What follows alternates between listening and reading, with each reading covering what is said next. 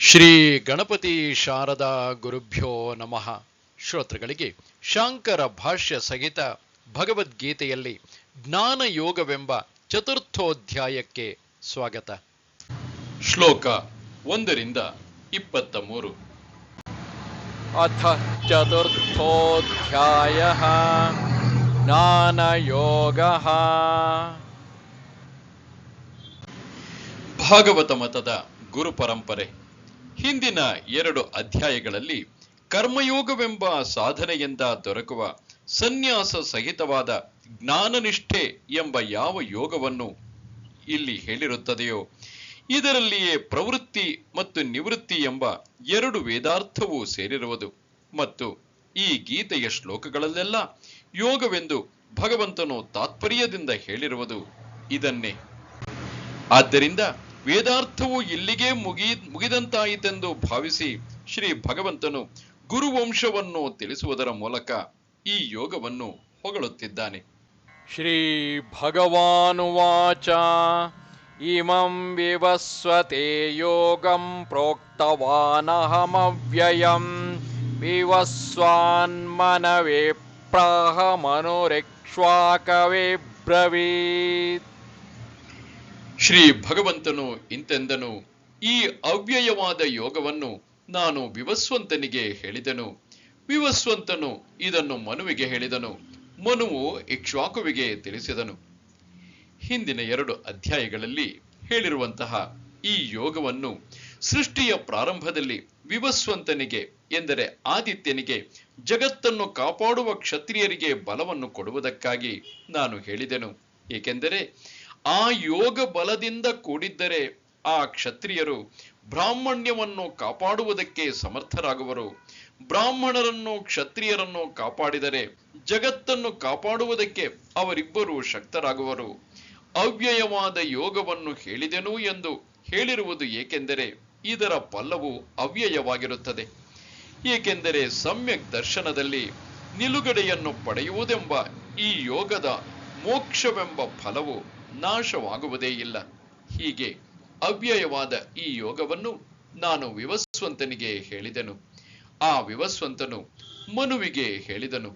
ಮನುವು ಮೊದಲನೆಯ ರಾಜನಾದ ಇಕ್ಷ್ವಾಕುವೆಂಬ ತನ್ನ ಮಗನಿಗೆ ತಿಳಿಸಿದನು. ಏವಂ ಪರಂಪರಾ ಪ್ರಾಪ್ತಂ ಇಮಂ ರಾಜರ್ಷಯೋ ವಿದುಃ ಸಕಾಲೇ ನೇಹ ಮಹತಾ ಯೋಗೋ ನಷ್ಟಃ ಪರಂತಪ. ಹೀಗೆ ಪರಂಪರೆಯಿಂದ ಬಂದಿರುವ ಈ ಯೋಗವನ್ನು ರಾಜರ್ಷಿಗಳು ಬಲ್ಲವರಾಗಿದ್ದರು. ಎಲೈ ಪರಂತಪನೆ, ಆ ಯೋಗವು ಬಹುಕಾಲವಾದ ಮೇಲೆ ಇಲ್ಲಿ ನಷ್ಟವಾಯಿತು.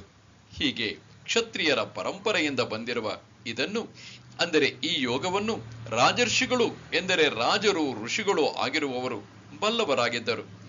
ಆ ಯೋಗವು ಎಲೈ ಪರಂತಪನೆ ಬಹುದೀರ್ಘವಾದ ಕಾಲವಾದ ಮೇಲೆ ನಷ್ಟವಾಯಿತು. ಎಂದರೆ ಅದರ ಸಂಪ್ರದಾಯವು ಕಡಿದು ಹೋಯಿತು.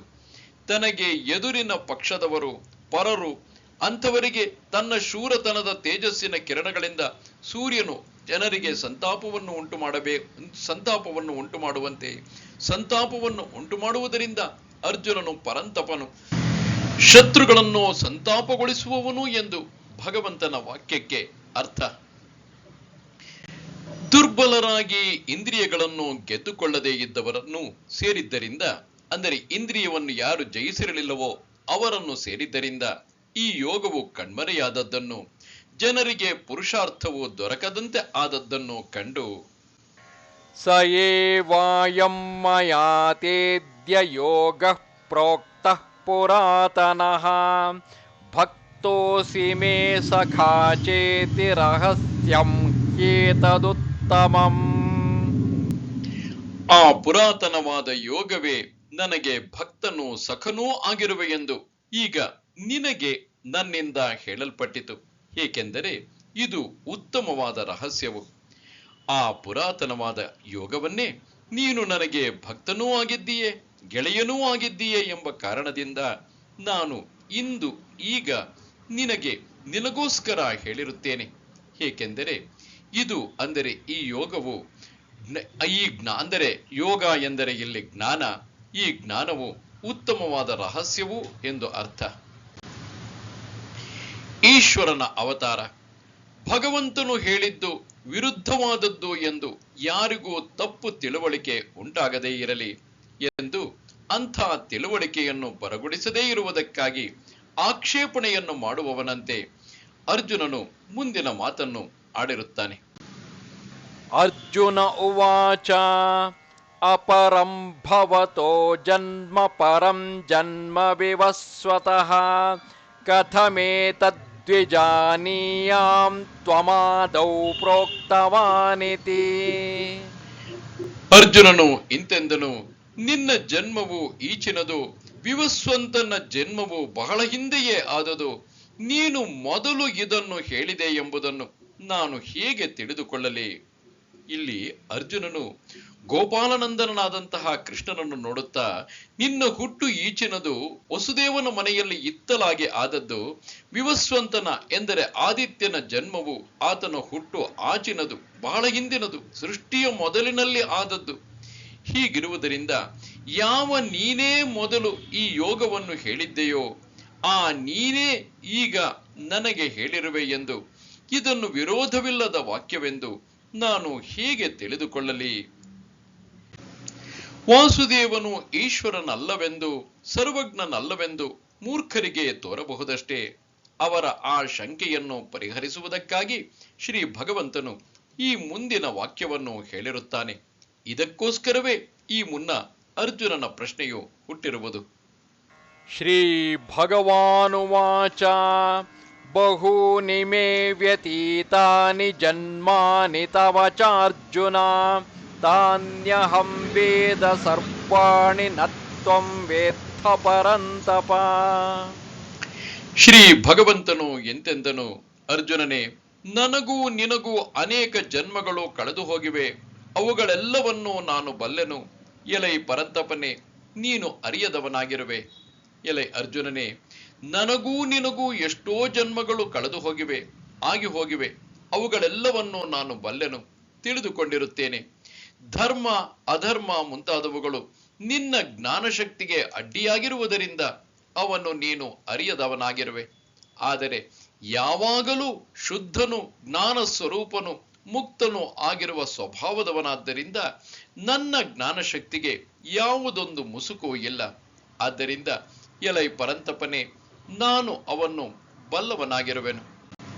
ಹಾಗಾದರೆ ಯಾವಾಗಲೂ ಈಶ್ವರನಾಗಿರುವ ನಿನಗೆ ಧರ್ಮವಾಗಲಿ ಅಧರ್ಮವಾಗಲಿ ಇಲ್ಲವಾದರೂ ನಿನಗೆ ಜನ್ಮ ಉಂಟಾದದ್ದು ಹೇಗೆ ಎಂದರೆ, ಅಂದರೆ ಈ ಪ್ರಶ್ನೆಯನ್ನು ಅರ್ಜುನನು ಕೇಳಬಹುದೆಂದು ಊಹಿಸಿಕೊಂಡು ಕೃಷ್ಣನು ಉತ್ತರಿಸುತ್ತಿರುವನು, ಹೇಳುತ್ತಿರುವನು. ಅಜೋಪಿ ಸನ್ನವ್ಯಯಾತ್ಮ ಭೂತಾನಾಮೀಶ್ವರೋಪಿ ಸನ್ ಪ್ರಕೃತಿಂ ಸ್ವಾಮಧಿಷ್ಠಾಯ ಸಂಭವಾಮ್ಯಾತ್ಮ ಮಾಯಯಾ. ಅಜನು ಅವ್ಯಯಾತ್ಮನು ಆಗಿದ್ದರು, ಭೂತಗಳಿಗೆ ಈಶ್ವರನಾಗಿದ್ದರು, ನನ್ನ ಪ್ರಕೃತಿಯನ್ನು ಹಿಡಿತದಲ್ಲಿ ಇಟ್ಟುಕೊಂಡು ನನ್ನ ಮಾಯೆಯಿಂದ ಸಂಭವಿಸುತ್ತಿರುವೆನು.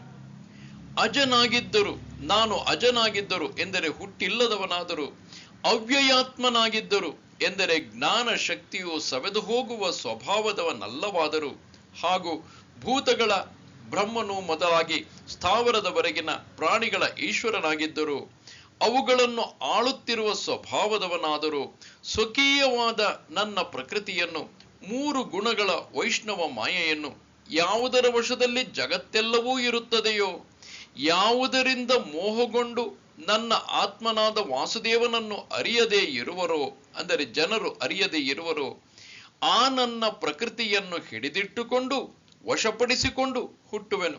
ಎಂದರೆ ದೇಹ ಉಳ್ಳವನಾದಂತೆ ಹುಟ್ಟಿದವನಂತೆ ಆಗುವೆನು. ಆತ್ಮ ಮಾಯೆಯಿಂದ ಎಂದರೆ ನನ್ನ ಮಾಯೆಯಿಂದ ಹುಟ್ಟುವೆನೇ ಹೊರತು ಮಿಕ್ಕ ಜನರಂತೆ ಕರ್ಮವಶನಾಗಿ ನಿಜವಾಗಿಯೂ ನಾನು ಹುಟ್ಟುವುದಿಲ್ಲ. ಹಾಗೆ ಹುಟ್ಟುವುದಾದರೂ ಈ ಅವತಾರಗಳ ಉದ್ದೇಶವೇನು? ಜನ್ಮವು ಏತಕ್ಕಾಗಿ ಆಗುವುದು? ಯಾವ ಕಾರಣದಿಂದಾಗಿ ಜನ್ಮವು ಆಗುವುದು? ಯಾವಾಗ ಮತ್ತು ಏತಕ್ಕಾಗಿ ಎಂದರೆ ಭಗವಂತನು ಹೇಳುತ್ತಾನೆ, ಯದಾ ಯದಾ ಹಿ ಧರ್ಮಸ್ಯ ಗ್ಲಾನಿರ್ಭವತಿ ಭಾರತ ಅಭ್ಯುತ್ಥಾನಮಧರ್ಮಸ್ಯ ತದಾತ್ಮಾನಮೃತಾತ್ಮನಃ. ಆತ್ಮಾನಂ ಸೃಜಾಮ್ಯಹಂ. ಎಲೈ ಭರತ ವಂಶೋತ್ಪನ್ನನೇ, ಯಾವಾಗ ಧರ್ಮಕ್ಕೆ ಗ್ಲಾನಿಯಾಗುವುದೋ, ಅಧರ್ಮದ ಏಳುವಿಕೆಯಾಗುವುದೋ, ಆಗಾಗ ನಾನು ನನ್ನನ್ನು ಸೃಷ್ಟಿ ಮಾಡಿಕೊಳ್ಳುವೆನು. ಅಭ್ಯುದಯಕ್ಕೂ ನಿಶ್ರೇಯಸಕ್ಕೂ ಸಾಧನವಾಗಿರುವ ವರ್ಣ, ಆಶ್ರಮ, ಧರ್ಮವೇ ಮುಂತಾದ ರೂಪದಲ್ಲಿರುವ ಧರ್ಮದ ಗ್ಲಾನಿಯು ಎಂದರೆ ನಾಶವು ಯಾವಾಗ ಆಗುವುದೋ, ಎಲೈ ಭರತ ವಂಶೋತ್ಪನ್ನನೇ, ಅಧರ್ಮದ ಏಳುವಿಕೆಯು ತಲೆದೋರುವಿಕೆಯು ಯಾವಾಗ ಆಗುವುದೋ ಆಗಾಗ ನಾನು ಮಾಯೆಯಿಂದ ನನ್ನನ್ನು ಸೃಷ್ಟಿಸಿಕೊಳ್ಳುವೆನು. ಪರಿತ್ರಾಣಾಯ ಸಾಧೂನಾಂ ವಿನಾಶಾಯ ಚ ದುಷ್ಕೃತಾಂ ಧರ್ಮ ಸಂಸ್ಥಾಪನಾರ್ಥಾಯ ಸಂಭವಾಮಿ ಯುಗೇ ಯುಗೇ. ಸಾಧುಗಳ ಪರಿತ್ರಾಣಕ್ಕಾಗಿಯೂ ದುಷ್ಕೃತಿಗಳ ವಿನಾಶಕ್ಕಾಗಿಯೂ ಧರ್ಮವನ್ನು ಸಂಸ್ಥಾಪನೆ ಮಾಡುವುದಕ್ಕಾಗಿಯೂ ಯುಗ ಯುಗದಲ್ಲಿಯೂ ಹುಟ್ಟುವೆನು. ಹೀಗೆ ಏತಕ್ಕೆ ನನ್ನನ್ನು ನಾನೇ ಸೃಷ್ಟಿ ಮಾಡಿಕೊಳ್ಳುವೆ, ನನ್ನ ಮಾಯೆಯ ಮೂಲಕ ಸೃಷ್ಟಿ ಮಾಡಿಕೊಳ್ಳುವೆ ಎಂದರೆ, ಸಾಧುಗಳನ್ನು ಅಂದರೆ ಸರಿಯಾದ ಮಾರ್ಗದಲ್ಲಿ ಇರುವವರನ್ನು ಪರಿತ್ರಾಣ ಮಾಡುವುದಕ್ಕಾಗಿಯೂ ಎಂದರೆ ಕಾಪಾಡುವುದಕ್ಕಾಗಿಯೂ, ದುಷ್ಕೃತಿಗಳನ್ನು ಅಂದರೆ ಯಾರು ಪಾಪಕರ್ಮವನ್ನು ಮಾಡುತ್ತಿದ್ದಾರೋ ಅಂತಹ ಪಾಪಕರ್ಮವನ್ನು ಮಾಡುತ್ತಿರುವವರನ್ನು ವಿನಾಶಗೊಳಿಸುವುದಕ್ಕಾಗಿಯೂ, ಕೊನೆಗೆ ಧರ್ಮವನ್ನು ಸಂಸ್ಥಾಪನೆ ಮಾಡುವುದಕ್ಕಾಗಿಯೂ. ಇಲ್ಲಿ ಸಂಸ್ಥಾಪನೆ ಎಂದರೆ ಚೆನ್ನಾಗಿ ನೆಲೆ ನಿಲ್ಲಿಸುವುದು. ಅದಕ್ಕಾಗಿಯೂ ಯುಗ ಯುಗದಲ್ಲಿಯೂ ಮಾಯೆಯಿಂದ ಹುಟ್ಟುತ್ತಿರುವೆನು. ಈ ರೀತಿಯಾದ ಅಂದರೆ ಭಗವಂತನು ಧರ್ಮಕ್ಕಾಗಿ ಧರ್ಮವನ್ನು ಎತ್ತಿ ಹಿಡಿಯುವ ಸಲುವಾಗಿ ಹುಟ್ಟುತ್ತಾನೆ ಎಂಬ ಪರಮಾತ್ಮ ಜ್ಞಾನದ ಫಲವೇನು ಎಂದರೆ, ಜನ್ಮ ಕರ್ಮ ಚ ಮೇ ದಿವ್ಯಂ ಏವಂ ಯೋ ವೇತ್ತಿ ತತ್ವತಃ ತ್ಯಕ್ತ್ವಾ ದೇಹಂ ಪುನರ್ಜನ್ಮ ನೈತಿ ಮಾಮೇತಿ ಸೋರ್ಜುನ. ಎಲೈ ಅರ್ಜುನನೇ, ದಿವ್ಯವಾದ ನನ್ನ ಜನ್ಮವನ್ನು ಕರ್ಮವನ್ನು ಯಾವಾತನು ಹೀಗೆ ತತ್ವದಿಂದ ತಿಳಿದುಕೊಳ್ಳುವನೋ ಅವನು ದೇಹವನ್ನು ಬಿಟ್ಟ ಬಳಿಕ ಮತ್ತೆ ಜನ್ಮವನ್ನು ಹೊಂದುವುದಿಲ್ಲ, ಅವನು ನನ್ನನ್ನೇ ಹೊಂದುತ್ತಾನೆ. ಎಂದರೆ ನನ್ನ ದಿವ್ಯವಾದ ಎಂದರೆ ಪ್ರಕೃತಿಗೆ ವಶವಾಗದ ಈಶ್ವರನಾದ ನನ್ನ ಆ ಮಾಯಾರೂಪವಾದ ಜನ್ಮವನ್ನು ಅವತಾರವನ್ನು ಸಾಧುಗಳನ್ನು ಕಾಪಾಡುವುದೇ ಮುಂತಾದ ಕರ್ಮವನ್ನು ಹೀಗೆ ಮೇಲೆ ಹೇಳಿದಂತೆ ತತ್ವದಿಂದ ಇದ್ದದ್ದು ಇದ್ದಂತೆ ಯಾವಾತನು ಅರಿತುಕೊಳ್ಳುವನೋ ಅವನು ಈ ದೇಹವನ್ನು ಬಿಟ್ಟು, ಎಲೈ ಅರ್ಜುನನೇ, ಪುನರ್ಜನ್ಮವನ್ನು ಅಂದರೆ ಮರುಹುಟ್ಟನ್ನು ಹೊಂದುವುದಿಲ್ಲ, ಪಡೆಯುವುದಿಲ್ಲ. ಅವನು ನನ್ನನ್ನೇ ಹೊಂದುತ್ತಾನೆ, ಅಂದರೆ ನನ್ನಲ್ಲಿ ಐಕ್ಯವಾಗಿ ಮುಕ್ತನಾಗುತ್ತಾನೆ ಎಂದು ಅರ್ಥ. ಈ ಮೋಕ್ಷ ಮಾರ್ಗವು ಈಗ ಹೊರಟದ್ದಲ್ಲ, ಮತ್ತೇನೆಂದರೆ ಹಿಂದೆಯೂ ವೀತರಾಗ ಭಯ ಕ್ರೋಧಾ ಮನ್ಮಯಾ ಮಾಮುಪಾಶ್ರಿತಾಃ ಬಹವೋ ಜ್ಞಾನ ತಪಸಾ ಪೂತಾ ಮದ್ಭಾವಮಾಗತಾಃ.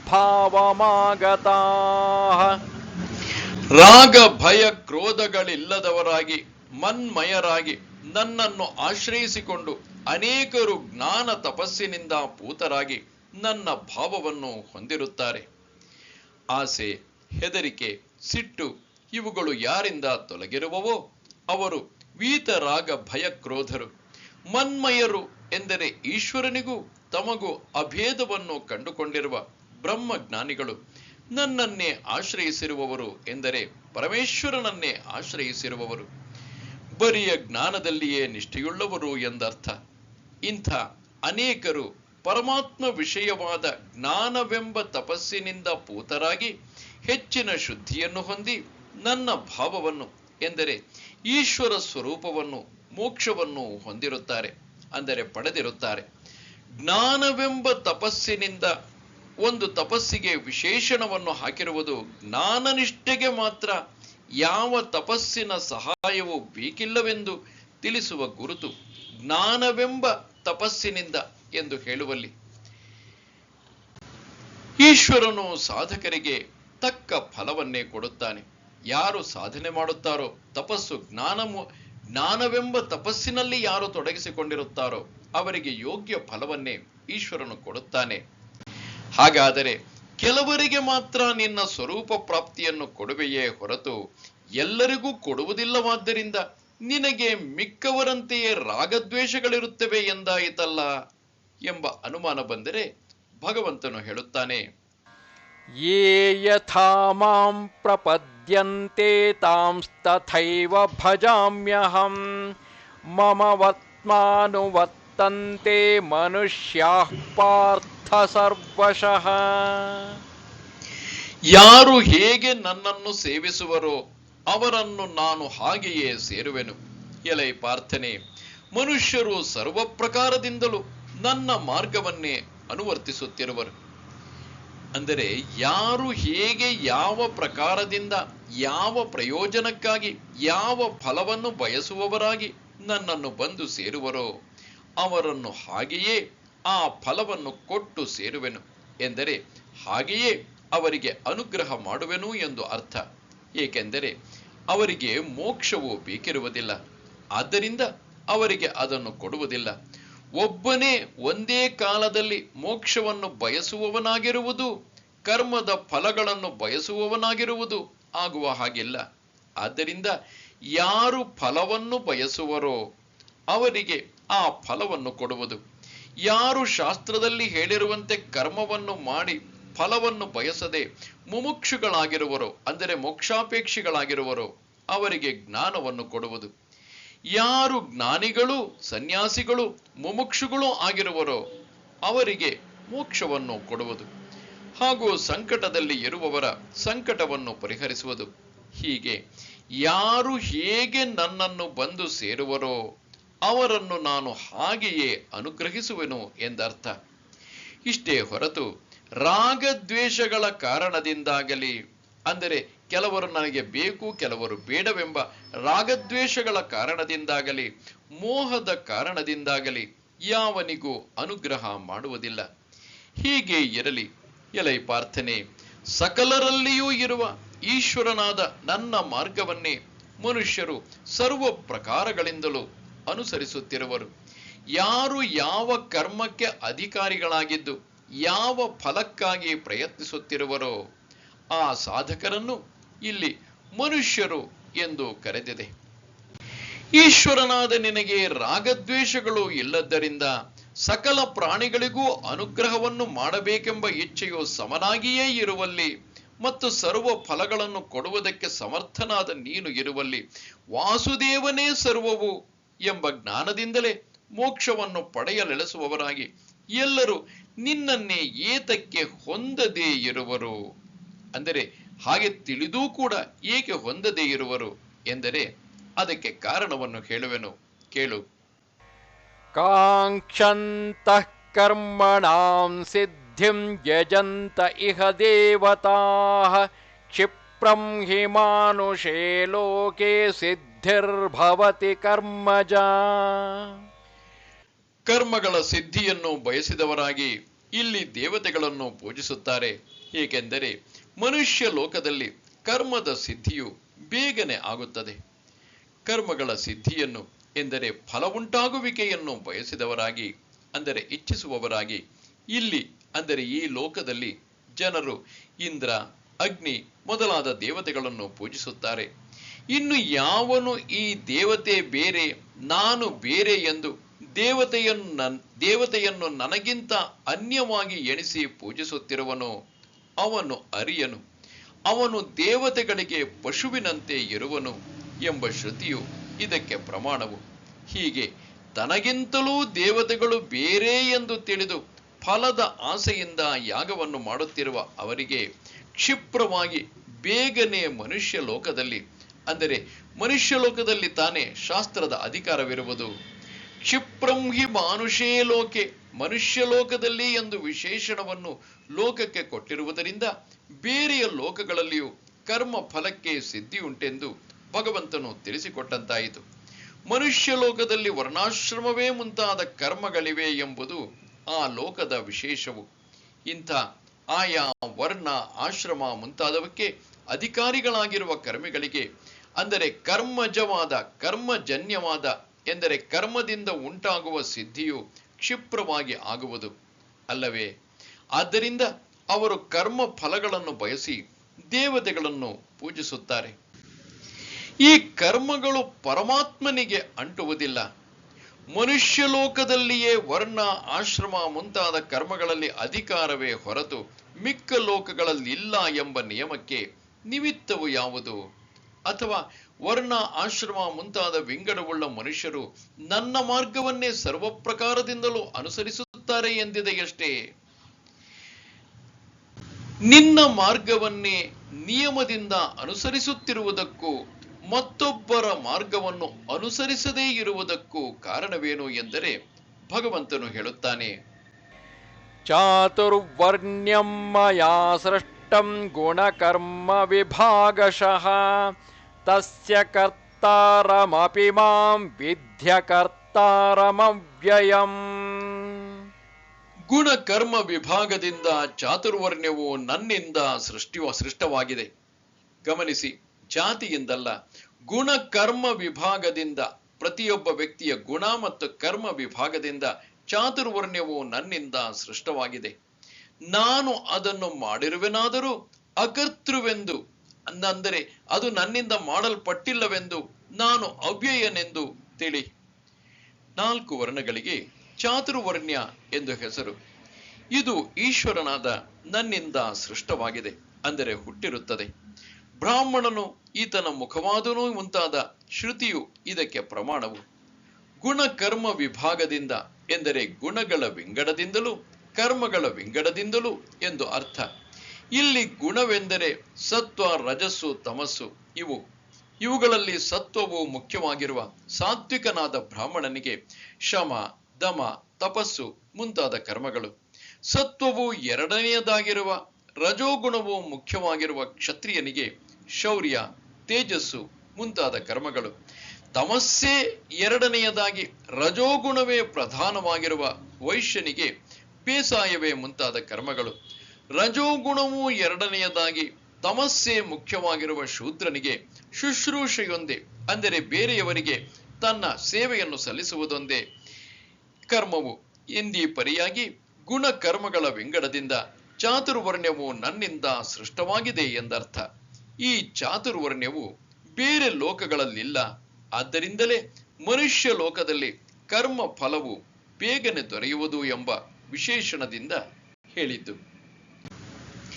ಈಗ ಅರ್ಜುನನು ಕೇಳಿದಂತೆ, ಸರಿ, ಹಾಗಾದರೆ ಚಾತುರ್ವರ್ಣ್ಯವನ್ನು ಸೃಷ್ಟಿಸಿದ್ದು ಮುಂತಾದ ಕರ್ಮಕ್ಕೆ ನೀನೇ ಕರ್ತೃವಾಗಿರುವುದರಿಂದ, ಏಕೆಂದರೆ ನಾನೇ ಸೃಷ್ಟಿಸಿದ್ದು ಎಂದು ಭಗವಂತ ಹೇಳಿಕೊಂಡಿರುವುದರಿಂದ ಅದರ ಫಲಕ್ಕೂ ಭಾಗಿಯಾಗಿರುತ್ತೀಯೇ. ಆದ್ದರಿಂದ ನೀನು ನಿತ್ಯ ಮುಕ್ತನೋ ನಿತ್ಯೇಶ್ವರನೋ ಅಲ್ಲ ಎಂದಾಯಿತಲ್ಲ ಎಂದರೆ, ಕೃಷ್ಣನು ಅದಕ್ಕೆ ಉತ್ತರವನ್ನು ಹೇಳುವೆನು ಕೇಳು. ಮಾಯೆಯ ವ್ಯವಹಾರದ ದೃಷ್ಟಿಯಿಂದ ನೋಡಿದರೆ ಆ ಕರ್ಮಕ್ಕೆ ಕರ್ತೃವಾಗಿದ್ದರೂ ನಾನು ನಿಜವಾಗಿ ಕರ್ತೃವಲ್ಲ, ಅಕರ್ತೃ. ನಾನು ನಿಜವಾಗಿ ಕರ್ತೃವಲ್ಲ ಎಂದು ತಿಳಿ. ಆದ್ದರಿಂದ ನಾನು ಅವ್ಯಯನು, ಸಂಸಾರಿಯಲ್ಲ ಎಂದು ತಿಳಿ. ಯಾವ ಕರ್ಮಗಳಿಗಾದರೆ ನಾನು ಕರ್ತೃವೆಂದು ಭಾವಿಸಿರುವೆಯೋ ನಿಜವಾಗಿ ನಾನು ಅವುಗಳನ್ನು ಮಾಡುವುದೇ ಇಲ್ಲ. ಏಕೆಂದರೆ ನಮಾಂ ಕರ್ಮಾಣಿ ಲಿಂಪಂತಿ ನಮೇ ಕರ್ಮ ಫಲೇ ಸ್ಪೃಹ ಇತಿ ಮಾನ್ಯೋಭಿಜಾನಾತಿ ಕರ್ಮಭಿರ್ನ ಸಬಧ್ಯತೆ.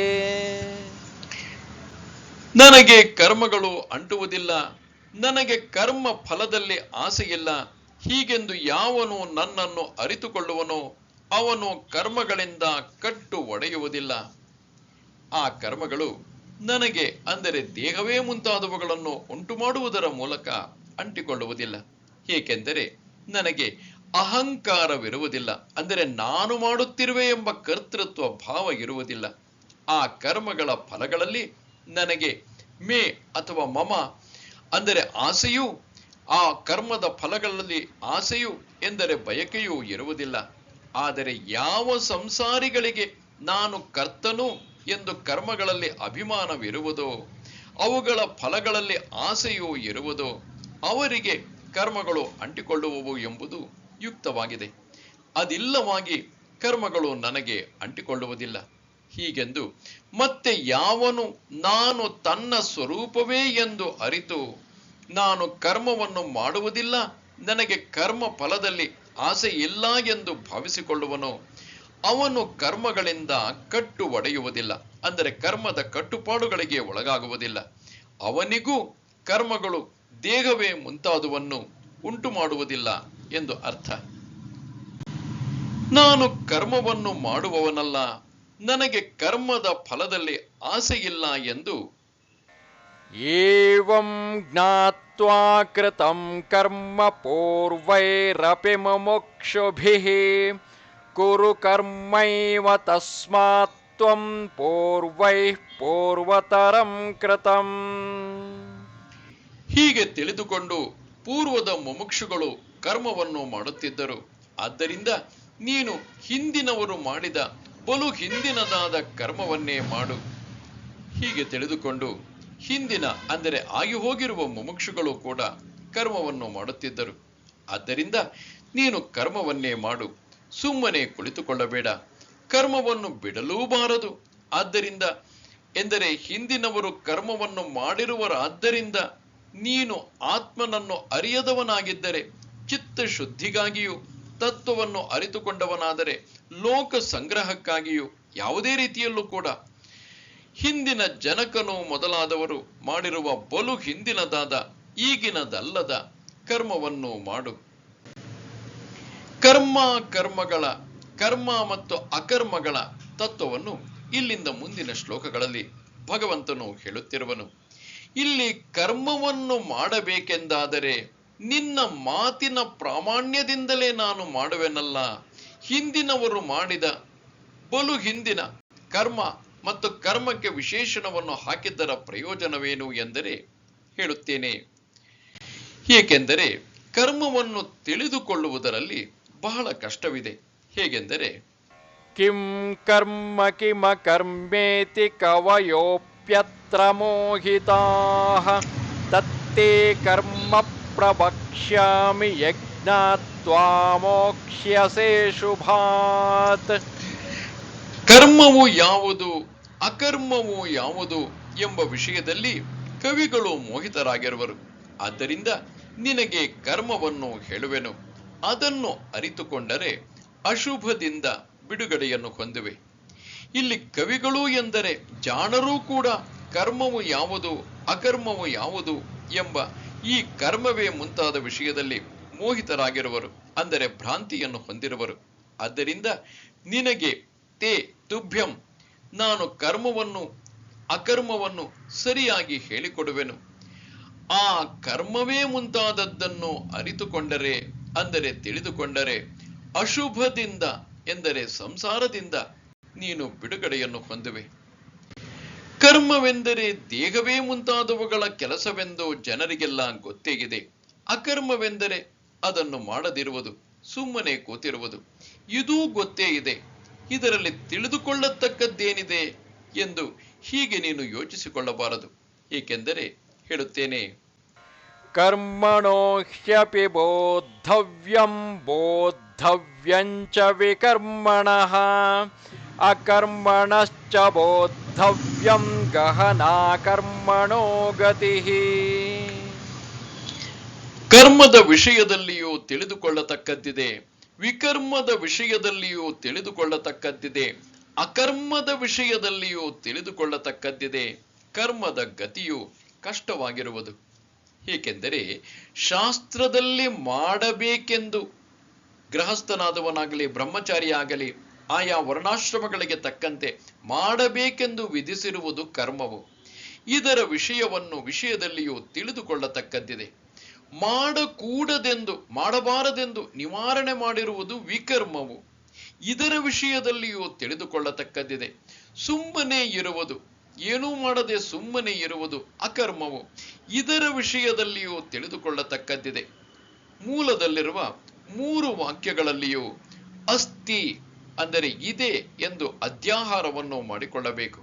ಏಕೆಂದರೆ ಕರ್ಮದ ಗತಿಯು ಗಹನವಾಗಿರುತ್ತದೆ, ಅದನ್ನು ತಿಳಿಯುವುದು ಕಷ್ಟವಾಗಿರುತ್ತದೆ ಎಂಬಲ್ಲಿ ಕರ್ಮವೆಂಬ ಮಾತು ಕರ್ಮವೇ ಮುಂತಾದವುಗಳ ಬಗ್ಗೆ ಉಪಲಕ್ಷಣವಾಗಿರುತ್ತದೆ. ಕರ್ಮ ಅಕರ್ಮ ವಿಕರ್ಮ ಇವುಗಳ ಗತಿಯು ಎಂದರೆ ನಿಜವು, ಅದರ ತತ್ವವು ತಿಳಿದುಕೊಳ್ಳುವುದಕ್ಕೆ ಕಷ್ಟವಾಗಿರುತ್ತದೆ ಎಂದು ಅರ್ಥ.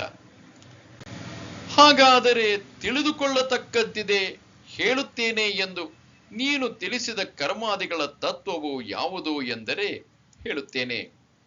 ಕರ್ಮಣ್ಯಕರ್ಮ ಯಃ ಪಶ್ಯೇತ್ ಅಕರ್ಮಣಿ ಚ ಕರ್ಮ ಯಃ ಸ ಬುದ್ಧಿಮಾನ್ ಮನುಷ್ಯೇಷು ಸಯುಕ್ತಃ ಕೃತ್ಸ್ನ ಕರ್ಮ ಕೃತ. ಕರ್ಮದಲ್ಲಿ ಅಕರ್ಮವನ್ನು, ಅಕರ್ಮದಲ್ಲಿ ಕರ್ಮವನ್ನು ಯಾವಾತನು ಕಂಡುಕೊಳ್ಳುವನೋ ಮನುಷ್ಯರಲ್ಲಿ ಅವನು ಬುದ್ಧಿವಂತನು, ಅವನು ಯುಕ್ತನು, ಕರ್ಮವನ್ನೆಲ್ಲ ಮಾಡಿದವನು. ಕರ್ಮದಲ್ಲಿ ಅಂದರೆ ಮಾಡಲ್ಪಡುತ್ತದೆಯಾದ್ದರಿಂದ ಕ್ರಿಯಾ ಸಾಮಾನ್ಯವು ಕರ್ಮವು.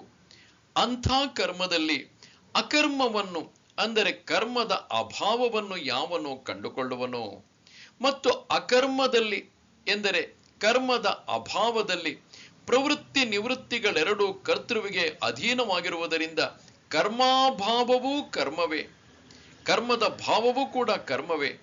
ಕ್ರಿಯೆ, ಕಾರಕ ಮುಂತಾದವುಗಳ ವ್ಯವಹಾರವೆಲ್ಲವೂ ಅವಿದ್ಯಾ ಭೂಮಿಯಲ್ಲಿಯೇ ಇರುವುದೇ ಹೊರತು ಪರಮಾರ್ಥ ವಸ್ತುವಿಗೆ ಸೇರಿರುವುದಿಲ್ಲ. ಆದ್ದರಿಂದ ಅಕರ್ಮದಲ್ಲಿ ಕರ್ಮವನ್ನು ಯಾವನು ಕಂಡುಕೊಳ್ಳುವನೋ ಅವನು ಮನುಷ್ಯರಲ್ಲಿ ಬುದ್ಧಿವಂತನು, ಅವನೇ ಯುಕ್ತನು, ಯೋಗಿಯು ಮತ್ತು ಅವನು ಕೃತ್ಸ್ನ ಕರ್ಮವನ್ನು ಮಾಡಿದವನು ಎಂದರೆ ಎಲ್ಲ ಕರ್ಮಗಳನ್ನು ಮಾಡಿದಾತನು ಎಂದು ಕರ್ಮ ಅಕರ್ಮಗಳನ್ನು ಒಂದರಲ್ಲೊಂದನ್ನು ಕಂಡುಕೊಂಡಾತನನ್ನು ಇಲ್ಲಿ ಹೊಗಳಲಾಗಿದೆ. ಇನ್ನು ಕರ್ಮ ಅಕರ್ಮಗಳ ವಿಷಯಕ್ಕೆ ಜನರಲ್ಲಿ ಹಲವು ತಪ್ಪು ತಿಳುವಳಿಕೆಗಳಿವೆ. ಇಲ್ಲಿರುವ ಆಕ್ಷೇಪ ಇದೇನು, ಕರ್ಮದಲ್ಲಿ ಅಕರ್ಮವನ್ನು ಯಾವಾತನು ನೋಡಲು ಸಾಧ್ಯ, ಅಕರ್ಮದಲ್ಲಿ ಕರ್ಮವನ್ನು ನೋಡುವನೋ ಎಂದು ವಿರುದ್ಧವಾಗಿ ಹೇಳಿದೆಯಲ್ಲ. ಕರ್ಮವು ಅಕರ್ಮವಾಗಿಯಾಗಲಿ ಅಕರ್ಮವು ಕರ್ಮವಾಗಿಯಾಗಲಿ ಇರಲಾರದಷ್ಟೇ. ಹೀಗಿರುವಲ್ಲಿ ತಿಳಿದು ನೋಡುವಾತನು ಹೀಗೆ ವಿರುದ್ಧವಾದದ್ದನ್ನು, ಕರ್ಮ ಅಕರ್ಮವೆಂಬ ವಿರುದ್ಧವಾದದ್ದನ್ನು ಹೀಗೆ ಕಂಡುಕೊಳ್ಳಬೇಕು. ಇದಕ್ಕೆ ಪರಿಹಾರವೆಂದರೆ ಹಾಗಲ್ಲ, ನಿಜವಾಗಿ ಅಕರ್ಮವಾಗಿಯೇ ಇರುವುದು ತಪ್ಪು ತಿಳಿವಿನ ಜನಕ್ಕೆ ಕರ್ಮದಂತೆ ತೋರುತ್ತಿರುವುದು ಮತ್ತು ಕರ್ಮವೇ ಅಕರ್ಮದಂತೆ ತೋರುತ್ತಿರುವುದು. ಆದ್ದರಿಂದ ಇದ್ದದ್ದನ್ನು ಇದ್ದಂತೆ ತಿಳಿದುಕೊಳ್ಳಲೆಂದು ಭಗವಂತನು ಕರ್ಮಣ್ಯಕರ್ಮ ಯಃ ಪಶ್ಯೇತ್, ಕರ್ಮದಲ್ಲಿ ಯಾವಾತನು ಅಕರ್ಮವನ್ನು ಕಂಡುಕೊಳ್ಳುವನು ಎಂದು ಮುಂತಾಗಿ ಹೇಳಿರುತ್ತಾನೆ. ಆದ್ದರಿಂದ ಇದು ವಿರುದ್ಧವಲ್ಲ, ಅವನು ಬುದ್ಧಿವಂತನು ಎಂದು ಮುಂತಾಗಿ ಹೇಳಿರುವುದು ಹೊಂದುವುದರಿಂದಲೂ ಶ್ಲೋಕಕ್ಕೆ ಇದೇ ಅರ್ಥವೆಂದು ನಿಶ್ಚಯವಾಗುತ್ತದೆ. ತಿಳಿದುಕೊಳ್ಳತಕ್ಕದ್ದಿದೆ ಎಂದು ಹೇಳಿರುವುದರಲ್ಲಿಯೂ ಇದ್ದದ್ದನ್ನು ಇದ್ದಂತೆ ತಿಳಿದುಕೊಳ್ಳತಕ್ಕದ್ದನ್ನೇ ಹೇಳಿದೆ. ಇದಲ್ಲದೆ ತಪ್ಪಾಗಿ ತಿಳಿದುಕೊಂಡರೆ ಅಶುಭದಿಂದ ಬಿಡುಗಡೆಯಾಗಲಾರದು. ಇದನ್ನು ಅರಿತುಕೊಂಡರೆ ಕೆಟ್ಟದ್ದರಿಂದ ಬಿಡುಗಡೆಯನ್ನು ಹೊಂದುವೆ ಎಂದು ಹಿಂದೆ ಹೇಳಿರುತ್ತದೆ. ಆದ್ದರಿಂದ ಕರ್ಮ ಅಕರ್ಮ ಇವುಗಳನ್ನು ಜೀವರುಗಳು ತಪ್ಪಾಗಿ ತಿಳಿದುಕೊಂಡಿರುತ್ತಾರೆಂದು ಆ ತಪ್ಪು ತಿಳುವಳಿಕೆಯನ್ನು ಹೋಗಲಾಡಿಸುವುದಕ್ಕಾಗಿ ಭಗವಂತನು ಕರ್ಮಣ್ಯಕರ್ಮ ಯಃ ಎಂದು ಮುಂತಾಗಿ ಹೇಳಿರುತ್ತಾನೆಂದು ತಿಳಿಯಬೇಕು. ಇದಲ್ಲದೆ ಇಲ್ಲಿ ಕುಡಿಕೆಯಲ್ಲಿ ಯಗಚಿ ಕಾಯಿಗಳಿರುವಂತೆ ಕರ್ಮವೆಂಬ ಆಧಾರದಲ್ಲಿ ಅಕರ್ಮವೇನೂ ಇರುವುದಿಲ್ಲ, ಅಕರ್ಮವೆಂಬ ಆಧಾರದಲ್ಲಿ ಕರ್ಮವೂ ಇರುವುದಿಲ್ಲ. ಏಕೆಂದರೆ ಅಕರ್ಮವೆಂದರೆ ಕರ್ಮದ ಅಭಾವ ಮಾತ್ರವೇ ಆಗಿರುತ್ತದೆ. ಆದ್ದರಿಂದ ಬಿಸಿಲು ಕುದುರೆಯಲ್ಲಿ ನೀರನ್ನು ಮತ್ತು ಕಪ್ಪೆಯ ಚಿಪ್ಪಿನಲ್ಲಿ ಬೆಳ್ಳಿಯನ್ನು ತಪ್ಪಾಗಿ ಕಲ್ಪಿಸಿಕೊಂಡಿರುವಂತೆ ಲೋಕದ ಜನರು ಕರ್ಮ ಅಕರ್ಮಗಳನ್ನು ತಪ್ಪಾಗಿ ತಿಳಿದುಕೊಂಡಿರುವರೆಂದೇ ಭಗವಂತನು ಹೇಳಿರುತ್ತಾನೆ ಎಂದಾಯಿತು. ಇಲ್ಲಿ ಆಕ್ಷೇಪವೆಂದರೆ ಕರ್ಮವು ಎಲ್ಲರಿಗೂ ಕರ್ಮವೇ, ಎಲ್ಲಿಯೂ ಅದು ಬೇರೆಯಾಗುವುದಿಲ್ಲ. ಇದಕ್ಕೆ ಪರಿಹಾರ ಹಾಗಲ್ಲ. ಏಕೆಂದರೆ ಹಡಗು ಹೋಗುತ್ತಿರುವಾಗ ಹಡಗಿನಲ್ಲಿರುವವನಿಗೆ ದಡದಲ್ಲಿ ಓಡಾಡದೇ ನಿಂತಿರುವ ಮರಗಳು ಹಡಗಿನ ದಿಕ್ಕಿಗೆ ವಿರುದ್ಧವಾದ ದಿಕ್ಕಿಗೆ ಹೋಗುತ್ತಿರುವಂತೆ ತೋರುತ್ತಿರುತ್ತದೆ. ಚಕ್ಷುರಿಂದ್ರಿಯಕ್ಕೆ ಪೂರಾ ಸಂಬಂಧಪಡದಷ್ಟು ದೂರದಲ್ಲಿ ಕೆಲವರು ಹೋಗುತ್ತಿದ್ದರೆ ಅವರು ಚಲಿಸುತ್ತಿಲ್ಲವೆಂದು ತೋರುತ್ತದೆ. ಇದರಂತೆ ಇಲ್ಲಿಯೂ ಅಕರ್ಮದಲ್ಲಿ ಕರ್ಮ ಬುದ್ಧಿಯೂ ಕರ್ಮದಲ್ಲಿ ಅಕರ್ಮ ಬುದ್ಧಿಯೂ ಉಂಟಾಗಿರುತ್ತದೆ. ಆದ್ದರಿಂದ ಅದನ್ನು ಹೋಗಲಾಡಿಸುವುದಕ್ಕಾಗಿ ಕರ್ಮಣ್ಯ ಕರ್ಮ ಯಃ ಪಶ್ಯೇತ್, ಕರ್ಮವನ್ನು ಯಾವನು ಅಕರ್ಮವೆಂದು ಕಂಡುಕೊಳ್ಳುವನೋ ಎಂದು ಮುಂತಾಗಿ ಇಲ್ಲಿ ಹೇಳಿರುತ್ತದೆ.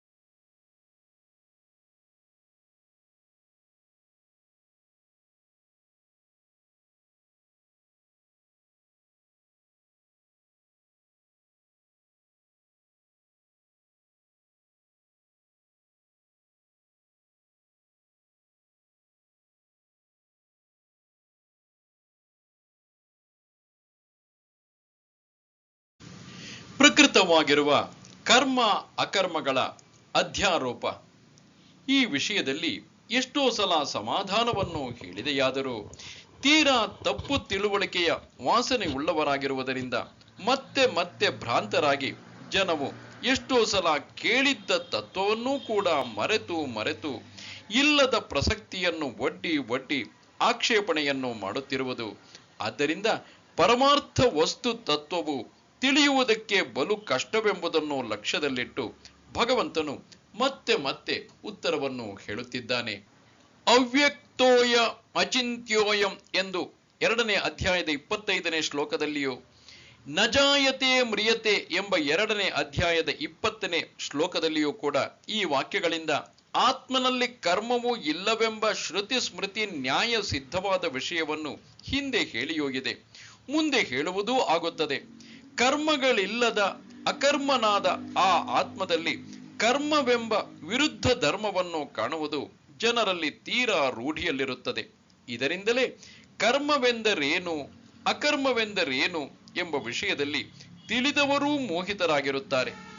ದೇಹವೇ ಮುಂತಾದವುಗಳನ್ನು ಆಶ್ರಯಿಸಿಕೊಂಡಿರುವ ಕರ್ಮವನ್ನು ಆತ್ಮನಲ್ಲಿ ಅಧ್ಯಾರೋಪ ಮಾಡಿಕೊಂಡು, ನಾನು ಕರ್ತನೂ, ಇದು ನನ್ನ ಕರ್ಮವೂ, ನಾನು ಈ ಕರ್ಮದ ಫಲವನ್ನು ಅನುಭವಿಸಬೇಕು ಎಂದು ಹುಟ್ಟುಗಟ್ಟಿಕೊಂಡು, ಹಾಗೂ ನಾನು ಸುಮ್ಮನಿರುವೆನು, ಇದರಿಂದ ನಾನು ಯಾವ ಆಯಾಸವೂ ಇಲ್ಲದೆ ಏನೂ ಮಾಡದೆ ಸುಖಿಯಾಗಿರುವೆನು ಎಂದು ಕಾರ್ಯಕರಣಗಳನ್ನು ಆಶ್ರಯಿಸಿಕೊಂಡಿರುವ ಕೆಲಸವನ್ನು ಬಿಡುವಿಕೆ ಎಂಬುದನ್ನು, ಅದರಿಂದಾಗುವ ಸುಖಿತ್ವವನ್ನು ಆತ್ಮನಲ್ಲಿ ಅಧ್ಯಾರೋಪ ಮಾಡಿಕೊಂಡು, ನಾನು ಏನೂ ಮಾಡುತ್ತಿಲ್ಲ, ಸುಮ್ಮನೆ ಸುಖವಾಗಿ ಕುಳಿತಿದ್ದೇನೆ ಎಂದು ಜನವು ತಪ್ಪಾಗಿ ತಿಳಿದುಕೊಳ್ಳುತ್ತಿರುವುದು.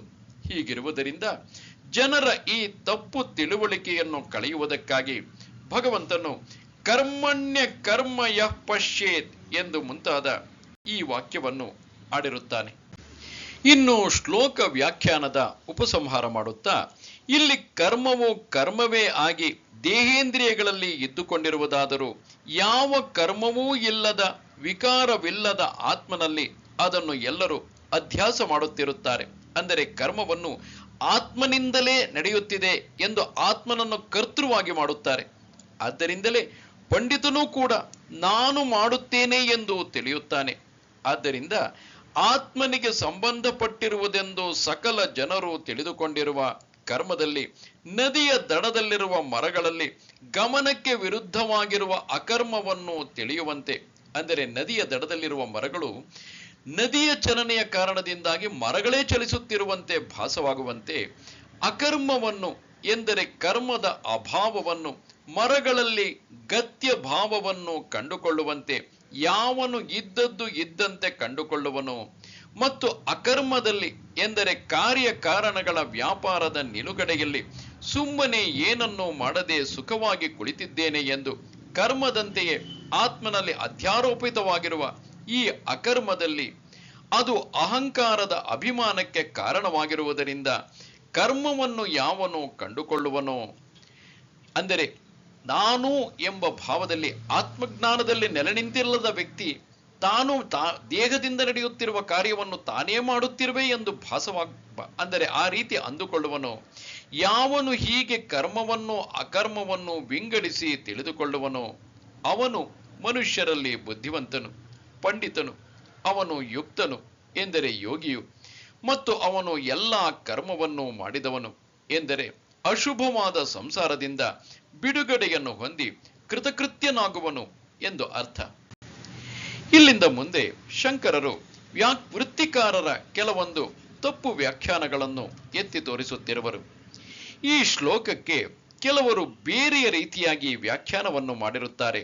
ಹೇಗೆಂದರೆ, ನಿತ್ಯ ಕರ್ಮಗಳನ್ನು ಈಶ್ವರನ ಪ್ರೀತಿಗೆಂದು ಮಾಡಿದರೆ ಅವುಗಳಿಗೆ ಫಲವಾಗುವುದಿಲ್ಲವಾದ್ದರಿಂದ ಅವುಗಳನ್ನು ಅಕರ್ಮ ಎಂದು ಗೌಣ ವೃತ್ತಿಯಿಂದ ಕರೆದಿರುತ್ತದೆ. ಆದ್ದರಿಂದ ನಿತ್ಯ ಕರ್ಮಗಳನ್ನು ಮಾಡಬಹುದು ಎಂದು, ಮತ್ತು ಅವುಗಳನ್ನು ಮಾಡದೇ ಇರುವುದು ಅಕರ್ಮವು, ಅದು ಪ್ರತ್ಯವಾಯವೆಂಬ ಫಲವನ್ನು ಕೊಡುವುದರಿಂದ, ಅಂದರೆ ನಿತ್ಯ ಕರ್ಮಗಳನ್ನು ಮಾಡದಿದ್ದರೆ ನರಕ ಪ್ರಾಪ್ತಿಯಾಗುವುದು ಎಂಬ ಭಯದಿಂದ ಅದನ್ನು ಕರ್ಮ ಎಂದಿದೆ. ಅದೂ ಸಹ ಗೌಣವೃತ್ತಿಯಿಂದಲೇ ಹೇಳಿದ್ದು. ಇವೆರಡರಲ್ಲಿ ನಿತ್ಯ ಕರ್ಮದಲ್ಲಿ ಫಲವಿಲ್ಲದ್ದರಿಂದ ಅಕರ್ಮವನ್ನು ಯಾವಾತನು ಕಂಡುಕೊಳ್ಳುವನೋ ಎಂಬುದು, ಹಸುವಾಗಿದ್ದರೂ ಹಾಲೆಂಬ ಫಲವನ್ನು ಕೊಡುತ್ತಿಲ್ಲವೆಂಬ ಕಾರಣದಿಂದ ಹಸುವನ್ನೇ ಹಸುವಲ್ಲ ಎಂದು ಹೇಳುತ್ತಾರಲ್ಲವೇ, ಅದರಂತೆಯೇ ಇದು. ಮತ್ತು ನಿತ್ಯ ಕರ್ಮವನ್ನು ಮಾಡದೇ ಇರುವುದೆಂಬ ಅಕರ್ಮದಲ್ಲಿಯಾದರೂ ಅದು ನರಕವೇ ಮುಂತಾದ ಫಲವನ್ನು, ಪ್ರತ್ಯವಾಯ ಫಲವನ್ನು ಕೊಡುತ್ತದೆ ಎಂಬ ಕಾರಣದಿಂದ ಯಾವನು ಕರ್ಮವನ್ನು ಕಂಡುಕೊಳ್ಳುವನೋ ಅವನು ಬುದ್ಧಿವಂತನೋ ಎಂದು ಮುಂತಾಗಿ ಅವರು ವ್ಯಾಖ್ಯಾನ ಮಾಡಿರುತ್ತಾರೆ. ಈ ವೃತ್ತಿಕಾರರ ಮತದಲ್ಲಿ ಇರುವಂತಹ ದೋಷಗಳು ಎಂದರೆ, ಇದು ಸರಿಯಾದ ವ್ಯಾಖ್ಯಾನವಲ್ಲ. ಏಕೆಂದರೆ ಹೀಗೆಂದು ತಿಳಿದರೆ ಕೆಟ್ಟ ಸಂಸಾರದಿಂದ ಬಿಡುಗಡೆಯಾಗುವುದು ಎಂಬುದು ಹೊಂದುವುದಿಲ್ಲ. ಯಜ್ಞಾತ್ವಾ ಮೋಕ್ಷಸೇ ಶುಭಾತ್, ಇದನ್ನು ತಿಳಿದರೆ ಅಶುಭದಿಂದ ಮೋಕ್ಷವನ್ನು ಹೊಂದುವೆ ಎಂದು ಭಗವಂತನು ಹೇಳಿರುವುದು ಸುಳ್ಳಾಗಬೇಕಾಗುವುದು. ಹೇಗೆಂದರೆ, ನಿತ್ಯ ಕರ್ಮಗಳನ್ನು ಮಾಡುವುದರಿಂದ ಅಶುಭದಿಂದ ಒಂದು ವೇಳೆ ಬಿಡುಗಡೆಯಾದರೂ ಆಗಬಹುದು, ಆದರೆ ಅವುಗಳಿಗೆ ಫಲವಿಲ್ಲ ಎಂಬ ಅಂದರೆ ನಿತ್ಯ ಕರ್ಮಗಳಿಗೆ ಫಲವಿಲ್ಲ ಎಂಬ ಜ್ಞಾನದಿಂದ ಎಂದಿಗೂ ಆ ಬಿಡುಗಡೆ ಆಗಲಾರದು.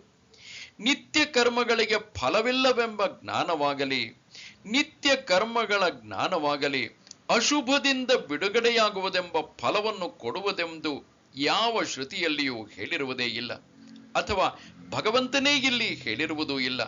ಇದರಿಂದಲೇ ಅಕರ್ಮದಲ್ಲಿ ಕರ್ಮವನ್ನು ಕಾಣಬೇಕೆಂಬ ವ್ಯಾಖ್ಯಾನವನ್ನು ನಿರಾಕರಿಸಿದಂತೆ ಆಯಿತು. ಏಕೆಂದರೆ ಅಕರ್ಮವನ್ನು ಕರ್ಮವೆಂದು ಕಂಡುಕೊಳ್ಳಬೇಕೆಂಬುದನ್ನು ಈ ಗೀತೆಯಲ್ಲಿ ಅನುಷ್ಠಾನ ಮಾಡತಕ್ಕದ್ದೆಂದು ವಿಧಿಸಿರುವುದಿಲ್ಲ.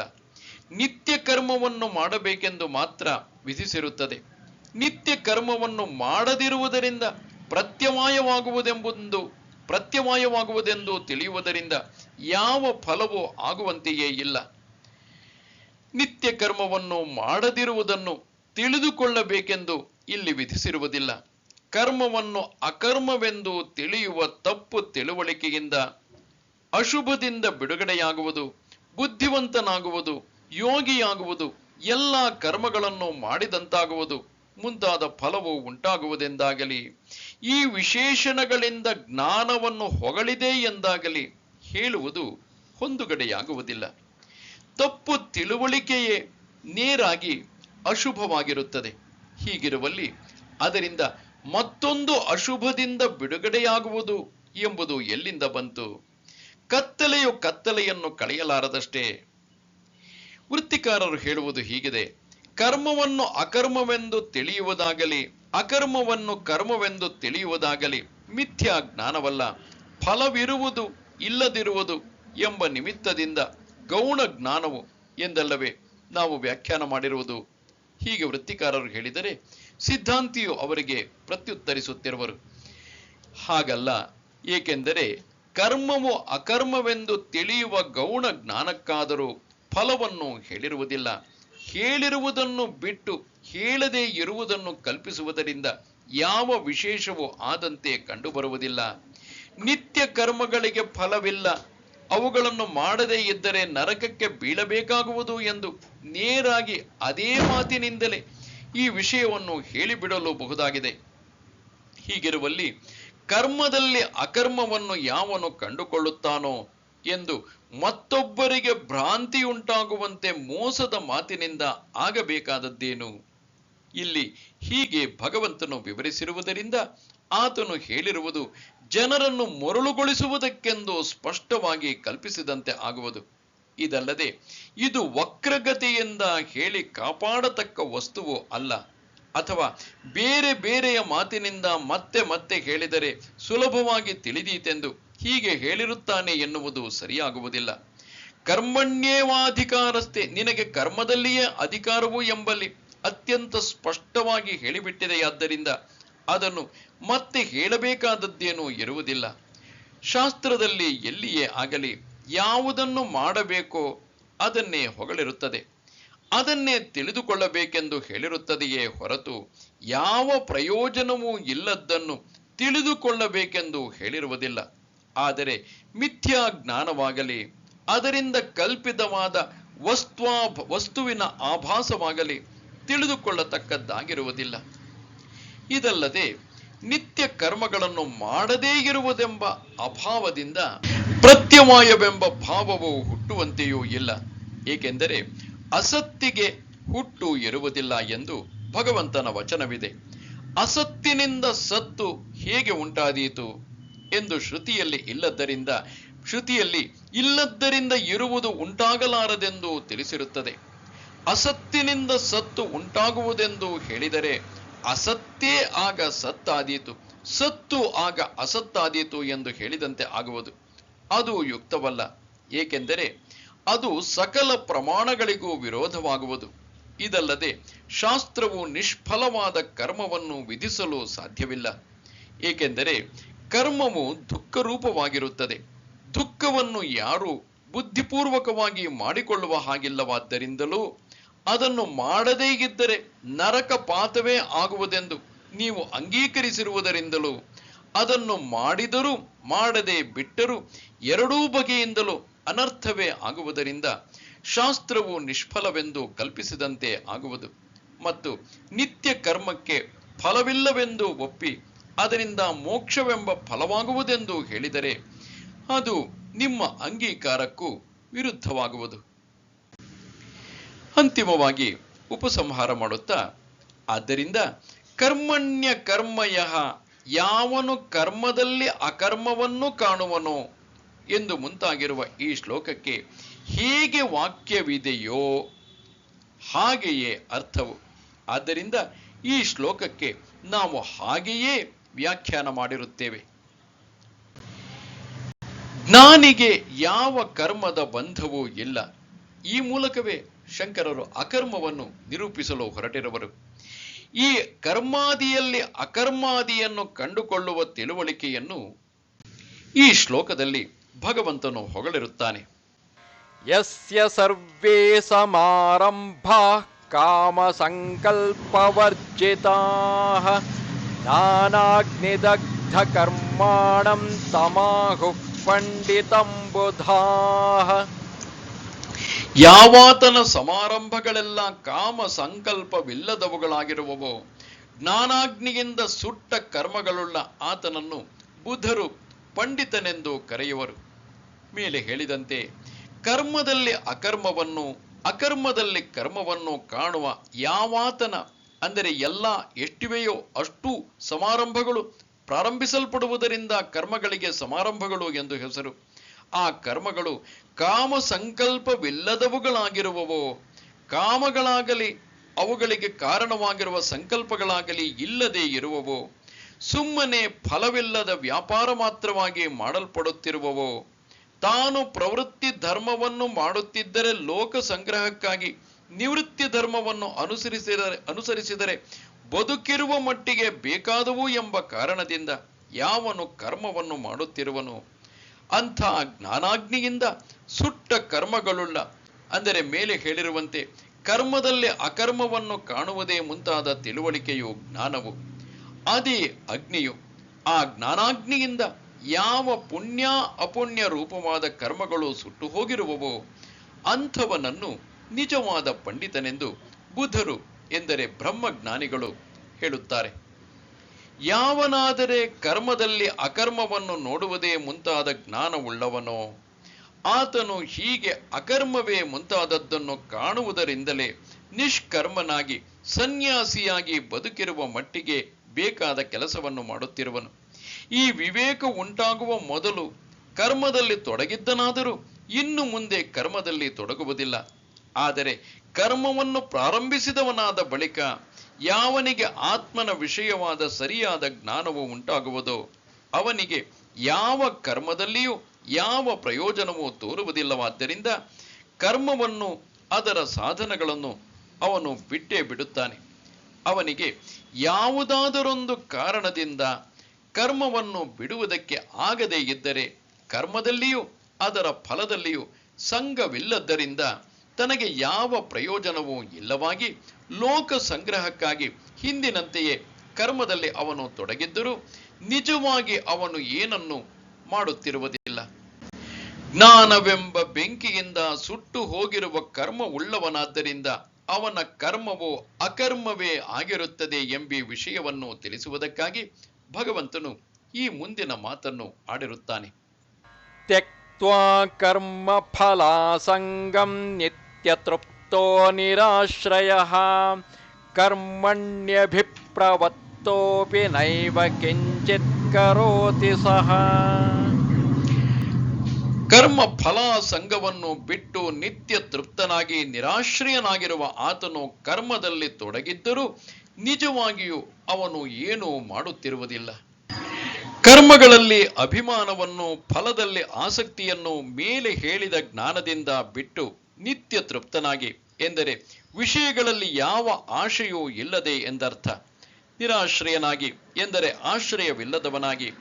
ಇಲ್ಲಿ ಆಶ್ರಯವೆಂದರೆ ಯಾವುದನ್ನು ಅವಲಂಬಿಸಿಕೊಂಡು ಪುರುಷಾರ್ಥವನ್ನು ಪಡೆದುಕೊಳ್ಳಬೇಕೆಂದಿರುತ್ತಾನೋ ಅದಿಲ್ಲದವನಾಗಿ, ಎಂದರೆ ಕಂಡಿರುವ ಈ ಲೋಕದಲ್ಲಿ ಅನುಭವಿಸಬೇಕಾಗಿರುವ ಕರ್ಮದ ಇಷ್ಟ ಫಲಗಳು ಮತ್ತು ಕಾಣದಿರುವ ಪರಲೋಕದಲ್ಲಿ ಅನುಭವಿಸಬೇಕಾಗಿರುವ ಕರ್ಮದ ಇಷ್ಟ ಫಲಗಳು ಇವುಗಳನ್ನು ಸಾಧಿಸುವುದಕ್ಕಾಗಿ ಯಾವುದೊಂದನ್ನು ಆಶ್ರಯಿಸದವನಾಗಿ ಎಂದರ್ಥ. ಜ್ಞಾನಿಯಾದವನು ಮಾಡುವ ಕರ್ಮವೆಂಬುದು ನಿಜವಾಗಿ ಕರ್ಮವೇ ಅಲ್ಲ, ಏಕೆಂದರೆ ಅವನು ನಿಷ್ಕ್ರಿಯನಾದ ಆತ್ಮನೇ ತಾನೆಂಬ ಜ್ಞಾನದಿಂದ ಕೂಡಿರುತ್ತಾನೆ. ಹೀಗೆ ಇರುವ ಆತನಿಗೆ ಕರ್ಮಗಳಿಂದ ಆಗಬೇಕಾದ ಪ್ರಯೋಜನವೇನೂ ಇಲ್ಲದ್ದರಿಂದ ಕರ್ಮವನ್ನು ಅದರ ಸಾಧನಗಳ ಸಹಿತವಾಗಿ ಅವನು ಬಿಡತಕ್ಕದ್ದೇ ಯುಕ್ತ ಎಂದಾಯಿತಷ್ಟೇ.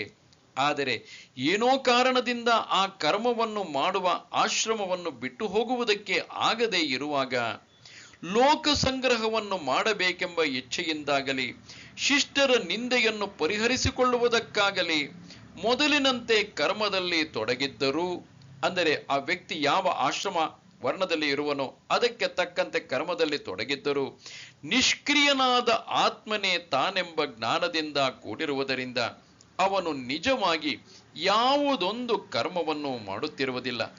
ಆದರೆ ಯಾವನಿಗೆ ಮೇಲೆ ಹೇಳಿದಂತಲ್ಲದೆ ಕರ್ಮವನ್ನು ಪ್ರಾರಂಭಿಸುವ ಮೊದಲೇ ನಿಷ್ಕ್ರಿಯನಾದ ಎಲ್ಲಕ್ಕೂ ಒಳಗಿರುವ ಬ್ರಹ್ಮದಲ್ಲಿ, ಒಳಗಿನ ಆತ್ಮದಲ್ಲಿ ತಾನೇ ಅವನೆಂಬ ತಿಳುವಳಿಕೆ ಉಂಟಾಗಿರುವುದೋ ಅವನಿಗೆ ಈ ಲೋಕದಲ್ಲಿ ಕಂಡಿರುವ ಅಥವಾ ಕಾಣದ ಪರಲೋಕದಲ್ಲಿ ಯಾವುದೊಂದು ಇಷ್ಟ ವಿಷಯದ ಆಶೆಯೂ ಇಲ್ಲದಿರುವುದರಿಂದ ಇಹಲೋಕದ ಫಲಕ್ಕಾಗಲಿ ಅಥವಾ ಪರಲೋಕದ ಫಲಕ್ಕಾಗಲಿ ಮಾಡಬೇಕಾಗಿರುವ ಕರ್ಮದಲ್ಲಿ ಅವನಿಗೆ ಯಾವ ಪ್ರಯೋಜನವೂ ಕಾಣದಿರುವುದರಿಂದ ಕರ್ಮವನ್ನು ಅದರ ಸಾಧನಗಳೊಡನೆ ಸನ್ಯಾಸ ಮಾಡಿ ದೇಹದ ಕೆಲಸಕ್ಕೆ ಸಾಕಾಗುವಷ್ಟು ಅದಕ್ಕೆ ತಕ್ಕಷ್ಟು ಮಾತ್ರ ಕರ್ಮವನ್ನು ಮಾಡುತ್ತಾ ಯತಿಯಾಗಿ ಜ್ಞಾನನಿಷ್ಠನಾಗಿದ್ದುಕೊಂಡು ಮುಕ್ತನಾಗುತ್ತಾನೆ.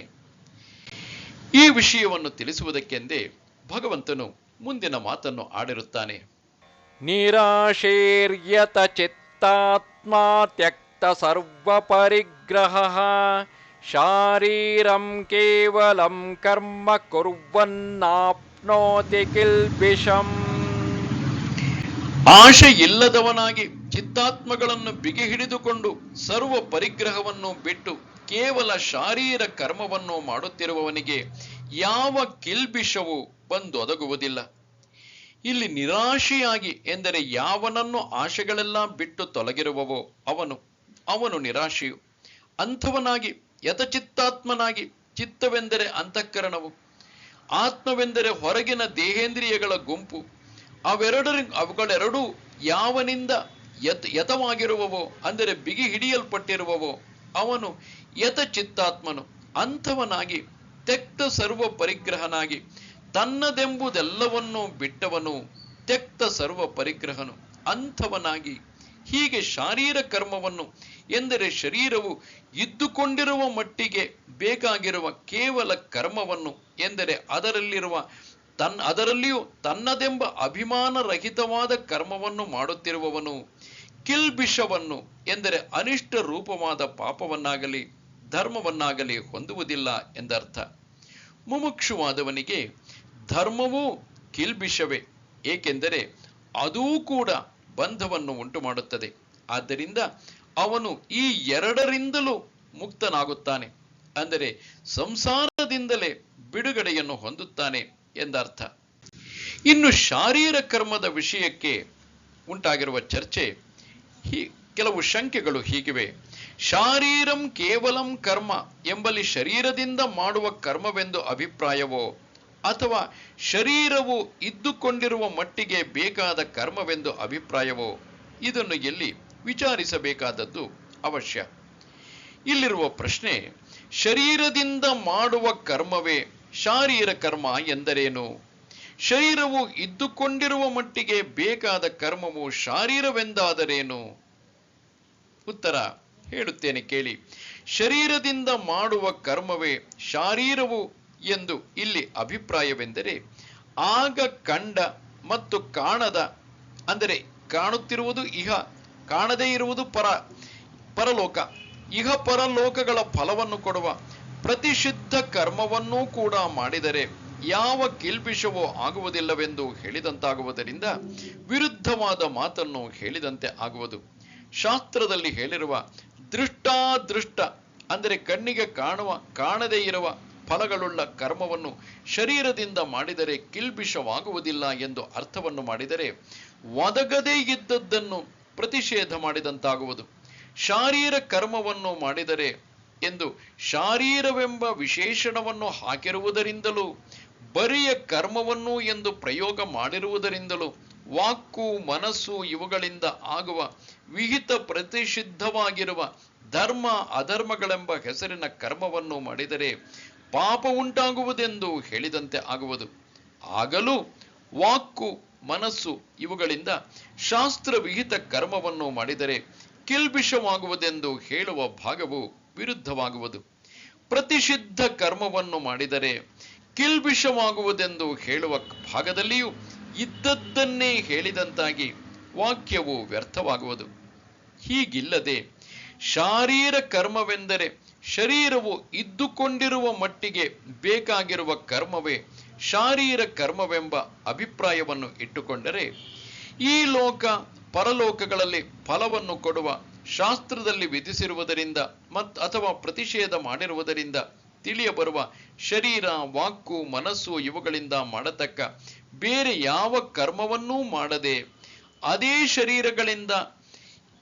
ಶರೀರಗಳಿಂದ ಶರೀರವು ಇದ್ದುಕೊಂಡಿರುವ ಮಟ್ಟಿಗೆ ಬೇಕಾಗುವ ಕರ್ಮಗಳನ್ನು ಬರಿಯ ಕರ್ಮವನ್ನು ಎಂಬ ಮಾತನ್ನು ಪ್ರಯೋಗಿಸಿರುವುದರಿಂದ ನಾನು ಮಾಡುತ್ತೇನೆ ಎಂಬ ಅಭಿಮಾನವಿಲ್ಲದೆ ಬರಿಯ ಶರೀರಾದಿಗಳ ವ್ಯಾಪಾರ ಮಾತ್ರವಾಗಿರುವ ಕರ್ಮಗಳನ್ನು ಜನರ ದೃಷ್ಟಿಯಿಂದ ತಾನು ಮಾಡುತ್ತಿದ್ದರೂ ಕಿಲ್ಬಿಷವನ್ನು ಹೊಂದುವುದಿಲ್ಲ.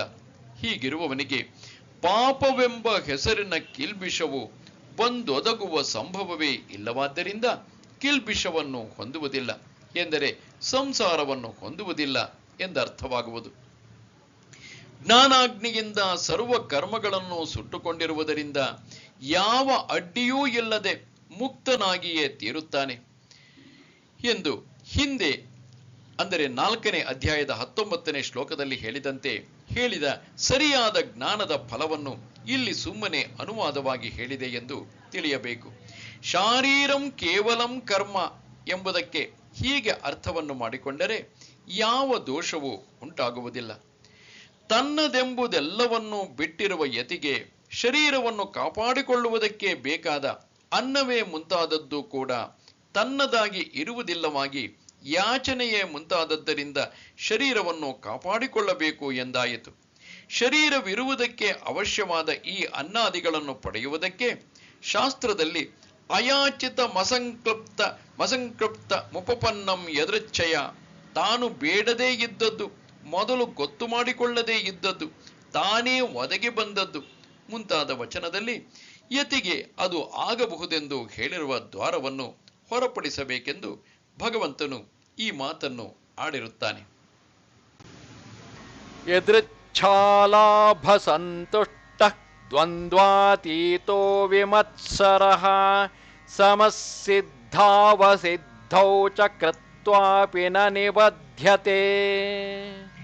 ಯದೃಚ್ಛಾ ಲಾಭದಿಂದ ಸಂತುಷ್ಟನಾಗಿ ದ್ವಂದ್ವಗಳನ್ನು ಮೀರಿ ಮತ್ಸರವಿಲ್ಲದೆ ಸಿದ್ಧಿಯಾದರೂ ಅಸಿದ್ಧಿಯಾದರೂ ಸಮನಾಗಿದ್ದುಕೊಂಡಿರುವ ಈತನು ಕರ್ಮವನ್ನು ಮಾಡಿದರೂ ಬದ್ಧನಾಗುವುದಿಲ್ಲ. ಅಂದರೆ ಯದೃಚ್ಛಾ ಲಾಭದಿಂದ ಸಂತುಷ್ಟನಾಗಿ ಒಬ್ಬನನ್ನು ಕೇಳಿಕೊಳ್ಳದೆ ತಾನೇ ಬಂದೊದಗಿದ್ದು ಯದೃಚ್ಛಾ ಲಾಭವು. ಅದರಿಂದಲೇ ಸಂತುಷ್ಟನಾಗಿ ಅಂದರೆ ಸಾಕೆಂಬ ಬುದ್ಧಿಯುಳ್ಳವನಾಗಿ ದ್ವಂದ್ವಗಳನ್ನು ಮೀರಿದವನಾಗಿ. ಇಲ್ಲಿ ದ್ವಂದ್ವಗಳೆಂದರೆ ಶೀತೋಷ್ಣವೇ ಮುಂತಾದವುಗಳು. ಅವುಗಳ ಹೊಡೆತಕ್ಕೆ ಸಿಕ್ಕಿದರೂ ಚಿತ್ತದಲ್ಲಿ ಕುಗ್ಗದೆ ಇರುವವನು ದ್ವಂದ್ವಗಳನ್ನು ಮೀರಿದವನು ಎನಿಸುವನು. ಹೀಗೆ ದ್ವಂದ್ವಗಳನ್ನು ಮೀರಿ ಮತ್ಸರವಿಲ್ಲದೆ ಮಾತ್ಸರ್ಯವನ್ನೇ ಕಳೆದುಕೊಂಡು ಯಾರಲ್ಲಿಯೂ ಹಗೆತನವಿಲ್ಲದವನಾಗಿ ಯದೃಚ್ಛಾ ಲಾಭವು ಆಗಲಿ ಆಗದಿರಲಿ ಎರಡರಲ್ಲಿಯೂ ಸಮನಾಗಿ ಯಾವ ಇಂಥ ಯತಿಯು ಶರೀರವಿಟ್ಟುಕೊಂಡಿರುವುದಕ್ಕೆ ಬೇಕಾದ ಅನ್ನವೇ ಮುಂತಾದದ್ದು ದೊರೆಯಲಿ ದೊರೆಯದಿರಲಿ ಹಿಗ್ಗದೆ ತಗ್ಗದೆ ಕರ್ಮಾದಿಗಳಲ್ಲಿ ಮತ್ತು ಕರ್ಮಾದಿಗಳಲ್ಲಿ ಅಕರ್ಮಾದಿಗಳನ್ನು ಕಾಣುತ್ತಿರುವ ಆತ್ಮನನ್ನು ಇದ್ದಂತೆ ಅರಿಯುವ ಜ್ಞಾನದಲ್ಲಿಯೇ ನೆಲೆ ನಿಂತವನಾಗಿ ಶರೀರವು ಇರುವ ಮಟ್ಟಿಗೆ ಅವಶ್ಯವಾಗಿರುವ ಶರೀರಾದಿಗಳಿಂದ ಬೇಕಾಗಿರುವ ಭಿಕ್ಷಾಟನವೇ ಮುಂತಾದ ಕರ್ಮದಲ್ಲಿ ತಾನು ನಿಜವಾಗಿ ಏನನ್ನೂ ಮಾಡುತ್ತಿರುವುದಿಲ್ಲ, ಗುಣಗಳು ಗುಣಗಳಲ್ಲಿ ತೊಡಗುತ್ತಿರುವವು ಎಂದೀ ಪರಿಯಾಗಿ ಯಾವಾಗಲೂ ಚಿಂತಿಸಿಕೊಳ್ಳುತ್ತಾ ತನಗೆ ಯಾವ ಕರ್ತೃತ್ವವೂ ಇಲ್ಲವೆಂದು ಅರಿತುಕೊಂಡಿರುವನೋ ಅವನು ಭಿಕ್ಷಾಟನೆಯೇ ಮುಂತಾದ ಯಾವ ಕರ್ಮವನ್ನು ನಿಜವಾಗಿ ಮಾಡುತ್ತಿರುವುದಿಲ್ಲ. ಜನರ ವ್ಯವಹಾರದಂತೆಯೇ ಕಾಣುತ್ತಿರುವುದರಿಂದ ಸಾಮಾನ್ಯ ಜನರು ಇವನು ಕರ್ತನೆಂದು ಆರೋಪಿಸುವರಾದ್ದರಿಂದ ಅಷ್ಟರ ಮಟ್ಟಿಗೆ ಭಿಕ್ಷಾಟನೆಯೇ ಮುಂತಾದ ಕರ್ಮಕ್ಕೆ ಇವನು ಕರ್ತನಾಗಿರುವನು. ಶಾಸ್ತ್ರ ಪ್ರಮಾಣದಿಂದ ಉಂಟಾದ ತನ್ನ ಅನುಭವದಿಂದ ನೋಡಿದರೋ ಇವನು ಕರ್ತೃವಲ್ಲವೇ ಅಲ್ಲ. ಹೀಗೆ ಮತ್ತೊಬ್ಬರು ತನ್ನಲ್ಲಿ ಆರೋಪಿಸಿರುವ ಕರ್ತೃತ್ವದಿಂದ ಶರೀರ ಸ್ಥಿತಿಗೆ ಮಾತ್ರ ಬೇಕಾದ ಭಿಕ್ಷಾಟನವೇ ಮುಂತಾದ ಕರ್ಮವನ್ನು ಮಾಡುತ್ತಿದ್ದರೂ ಆತನಿಗೆ ಬಂಧವಾಗುವುದಿಲ್ಲ. ಏಕೆಂದರೆ ಬಂಧಕ್ಕೆ ನಿಮಿತ್ತವಾದ ಕರ್ಮವು ತನ್ನ ಕಾರಣದೊಡನೆ ಜ್ಞಾನಾಗ್ನಿಯಿಂದ ಸುಟ್ಟು ಹೋಗಿರುತ್ತದೆ. ಹೀಗೆಂಬುದು ಹಿಂದೆ ಹೇಳಿರುವುದರ ಅನುವಾದವೇ ಹೊರತು ಹೊಸದಾಗಿ ಹೇಳಿದ್ದೇನೂ ಅಲ್ಲ. ಕರ್ಮ ಫಲಗಳಲ್ಲಿ ಆಸಕ್ತಿಯನ್ನು ಬಿಟ್ಟು ಎಂಬ ಶ್ಲೋಕದಲ್ಲಿ ಯಾವಾತನು ಕರ್ಮವನ್ನು ಮಾಡುವುದಕ್ಕೆ ಮೊದಲು ಮಾಡಿ ಯಾವ ಕರ್ಮವೂ ಇಲ್ಲದ ಬ್ರಹ್ಮವೇ ತಾನೆಂಬ ಜ್ಞಾನವನ್ನು ಯಾವಾಗ ಹೊಂದುವನೋ ಆಗ ತನ್ನಲ್ಲಿ ಕರ್ತೃ ಕರ್ಮ ಫಲ ಈ ಯಾವುವೂ ಇಲ್ಲವೆಂದು ಅರಿತುಕೊಂಡಿರುವುದರಿಂದ ಕರ್ಮವನ್ನು ಬಿಡಬೇಕೆಂದೇ ಆಯಿತಾದರೂ ಯಾವುದಾದರೊಂದು ನಿಮಿತ್ತದಿಂದ ಹಾಗೆ ಬಿಡುವುದು ಆಗದೇ ಇರುವಲ್ಲಿ ಮೊದಲಿನಂತೆ ಆ ಕರ್ಮದಲ್ಲಿ ತೊಡಗಿದ್ದರೂ ಅವನು ಏನನ್ನೂ ಮಾಡುತ್ತಿರುವುದಿಲ್ಲ ಎಂದು ಅವನಿಗೆ ಕರ್ಮದ ಅಭಾವವನ್ನು ಹೇಳಿದ್ದಾಗಿದೆಯಷ್ಟೇ. ಹೀಗೆ ಯಾವಾತನಿಗೆ ಕರ್ಮದ ಅಭಾವವನ್ನು ತಿಳಿಸಲಾಯಿತೋ ಅಂಥವನಿಗೆ ಗತಸಂಗಸ್ಯ ಮುಕ್ತಸ್ಯ ಜ್ಞಾನಾವಸ್ಥಿತಚೇತಸಃ ಯಜ್ಞಾಯಾಚರತಃ ಕರ್ಮ ಸಮಗ್ರಂ ಪ್ರವಿಲೀಯತೆ. ಸಂಘವು ಹೋಗಿ ಮುಕ್ತನಾಗಿ ಜ್ಞಾನದಲ್ಲಿ ನಿಂತುಕೊಂಡಿರುವ ಚಿತ್ತವುಳ್ಳವನಾಗಿ ಯಜ್ಞಕ್ಕೋಸ್ಕರವಾಗಿ ಸಮರ್ಪಣೆಗೋಸ್ಕರವಾಗಿ ಕರ್ಮವನ್ನು ಮಾಡುತ್ತಿರುವವನಿಗೆ ಕರ್ಮವು ಸಮಗ್ರವಾಗಿ ಅಡಗಿ ಹೋಗುವುದು. ಇಲ್ಲಿ ಸಂಘವು ಹೋಗಿ ಎಂದರೆ ಕರ್ಮದಲ್ಲಿಯೂ ಯಾವುದರಲ್ಲಿಯೂ ಆಸಕ್ತಿ ಇಲ್ಲದೆ ಮುಕ್ತನಾಗಿ ಎಂದರೆ ಧರ್ಮ ಅಧರ್ಮಗಳೇ ಮುಂತಾದ ಬಂಧಗಳು ತೊಲಗಿ ಹೋಗಿ ಜ್ಞಾನಾವಸ್ಥಿತ ಚೇತನಾಗಿ ಎಂದರೆ ಜ್ಞಾನದಲ್ಲಿಯೇ ನೆಲೆ ನಿಂತುಕೊಂಡಿರುವ ಮನಸ್ಸುಳ್ಳವನಾಗಿ ಯಜ್ಞಕ್ಕಾಗಿ ಎಂದರೆ ಯಜ್ಞವಾಗಲೆಂದು ಕರ್ಮವನ್ನು ಮಾಡುತ್ತಿರುವಾತನಿಗೆ ಕರ್ಮವು ಸಮಗ್ರವಾಗಿ ಅಡಗಿ ಹೋಗುವುದು.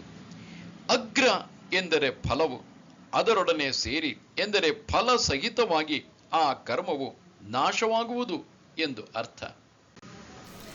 ನಮಸ್ತೆ ಶಾರದೆ ದೇವಿ ಕಾಶ್ಮೀರ ಪುರವಾಸಿನಿ ತ್ವಾಮಹಂ ಪ್ರಾರ್ಥಯೇ ನಿತ್ಯಂ ವಿದ್ಯಾದಾನಂಚ ದೇಹಿಮೆ. ನಮಸ್ಕಾರ.